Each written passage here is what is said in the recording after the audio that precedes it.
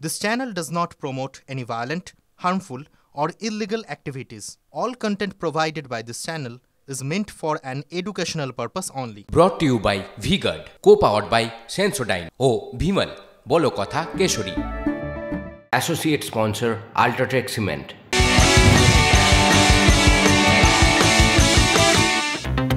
নমস্কার, আপনারা দেখছেন TV9 বাংলা। সকাল 9টা মানেই news express at 9। News express at 9 এ অত্যন্ত গুরুত্বপূর্ণ বেশ কিছু খবর আমরা পরপর এক ঝলকে দেখে নিই এবং বেশ কিছু গুরুত্বপূর্ণ খবরের লেটেস্ট আপডেট। আজ নিউজ এক্সপ্রেস at 9 এ রনিপার সঙ্গে আমি শুভজিৎ রয়েছি আপনাদের সঙ্গে। আর আমরা প্রথমেই নজর রাখবো দেশের 9টা গুরুত্বপূর্ণ খবরে।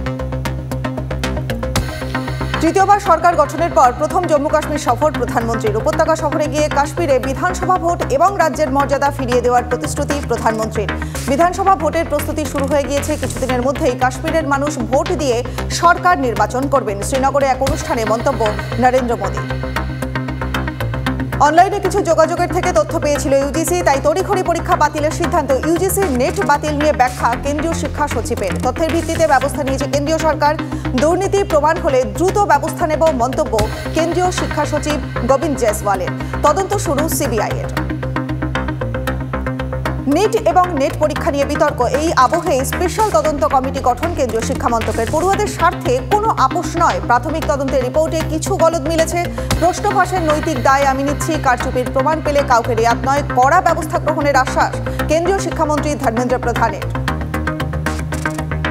নিটের পর নেটেও দুর্নীতি। পড়ুয়াদের ভবিষ্যৎ নিয়ে ছিনিমিনি। তোপ রাহুল গান্ধীর। প্রশ্ন ফাঁস রুখতে পারছে না প্রধানমন্ত্রী। বড় বিপদের সামনে নিট পরীক্ষার্থীরা ব্যাপমের মতো দুর্নীতি ছড়াতে চাইছে বিজেপি, বললেন রাহুল। নিট ও নেট পরীক্ষায় বিতর্ক প্রসঙ্গে মোদী সরকারকে নিশানা রাহুল গান্ধীর। মধ্যপ্রদেশ এবং গুজরাটকে প্রশ্ন ফাঁসের এপি সেন্টার বলে উল্লেখ রাহুলের। পাল্টা আসরে বিজেপি। রাহুল নিজে 3বার ফেল করেছেন, তার মানে এই নয় যে তিনি গুজরাট মধ্যপ্রদেশের যুবকদের অপমান করবেন। রাহুলের মন্তব্যে পাল্টা বিজেপি নেতা শেহজাদ পুনেওয়ালার। জামিন পেলেন দিল্লির মুখ্যমন্ত্রী অরবিন্দ কেজরিওয়াল। আবগারি কেলেঙ্কারি মামলায় জামিন মঞ্জুর করল দিল্লির রাউস অ্যাভিনিউ কোর্ট। 1 লক্ষ টাকার বন্ডে জামিন কেজরির।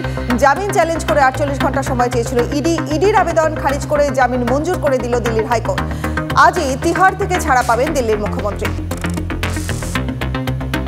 একদিকে হিটস্ট্রোকে মৃত্যু মিছিল, আর অপরদিকে তীব্র দাবদাহে চরম জলসংকটে দিল্লি। রাজধানীর একাধিক জলাধারে 30 থেকে 40% পর্যন্ত জল কমে গিয়েছে, দাবি নয়াদিল্লির মিউনিসিপ্যাল কর্পোরেশনের। জলের অপচয় বন্ধে নির্দেশিকা জারি করেছে দিল্লির আপ সরকার। জলের দাবিতে আজ থেকে জংপুরায় অনশনে বসতে চলেছেন আপ মন্ত্রী আতিশি।